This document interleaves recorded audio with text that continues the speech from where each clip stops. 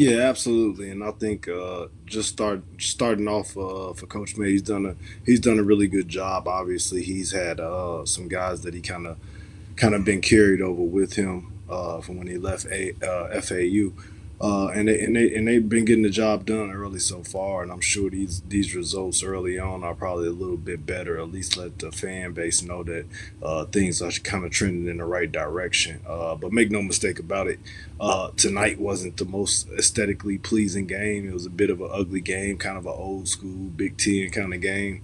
But the big guys went to work inside, and Danny Wolf and Vlad Golden had really big games for those guys, and they were able to sustain. But let's be clear: this is a game where neither team eclipsed 40% shooting from the field.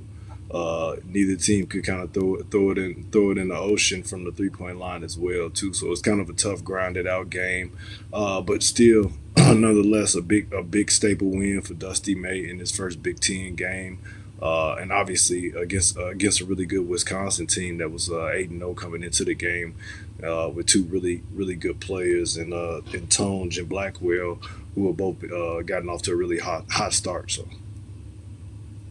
CJ, that's a tough place to play. I mean, I know it wasn't the most aesthetically pleasing game. I know it was kind of an ugly game, but to go on the road and find a way to win that for Dusty May, his first game in the Big Ten against a really good Wisconsin team that we all think is Mhm. going to be a contender at the top of the Big Ten. I mean, CJ, that to me, you go to the Kohl Center and win early. That's pretty impressive. Yeah, and I thought it was a ugly game in the first half, but down the stretch, that second half, it got really really fun to watch, and that is such a huge win for Michigan.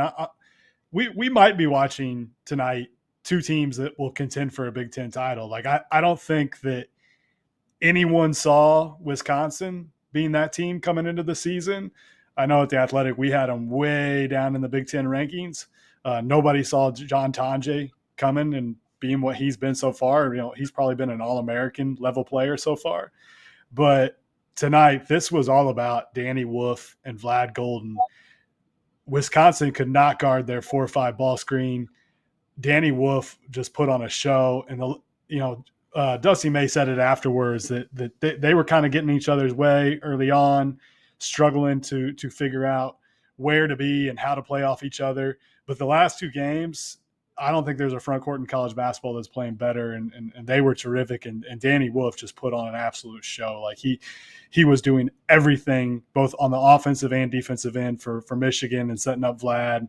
And their guard play wasn't terrific, but those two carried the load, and they were awesome. They were awesome inside. And Wolf, like you said, 7 of 11 from the field, highly efficient, 5 assists, 5 blocks, 20 points, did a little bit of everything. Vladislav Golden, the FAU transfer, had 24 points tonight. He had 3 blocks as well, 5 rebounds, was 9 of 16 from the field. The big guys did what they had to do. The guards struggled. Trey Donaldson was 0 of 7 from the field. Roddy Gale was 3 of 6. Namari Burnett 2 of 7, but they overcame that. The big guys are going to be what wins some games. It's going to give them an advantage this year inside the Big Ten. When you look, Jarrell, at this Michigan team, now that we have an 8-game sample size, for CJ, when you look at the last couple of games and the way things are set up right now in the Big Ten, and the fact that, yeah, Michigan's guard play isn't great, but they do have that advantage, just, pure height, size, rebounding, second chance opportunities. Where do you think the guard play will end up? I mean, we know that the big guys are always going to be big. They're going to come into a gym. They're always going to be big. Where do you think they end up, though, the guard play? Will they be a well-rounded team eventually? Yeah, I think it'll come around. Roddy Gale's a guy that when you catch him on certain nights, you think he's a really, really, high caliber Big Ten level guard. That he had his moments at Ohio State. He's had his moments early on this season. He made some good, strong plays down the stretch, and I think tonight was a night where those guards realized, okay, they can't guard our bigs, and we're not going to try to do something that we can't and try to take away from those guys. And they just kind of got out of the way and let them take over. But Namari Burnett was pretty solid in this game, hit a really big three late, and he had some great defensive plays. I think Roddy and Trey are good enough if Danny Wolf and Vlad are going to play like this. That LJ Casson was playing in his first Big Ten road game. He's a freshman that's had some moments this year.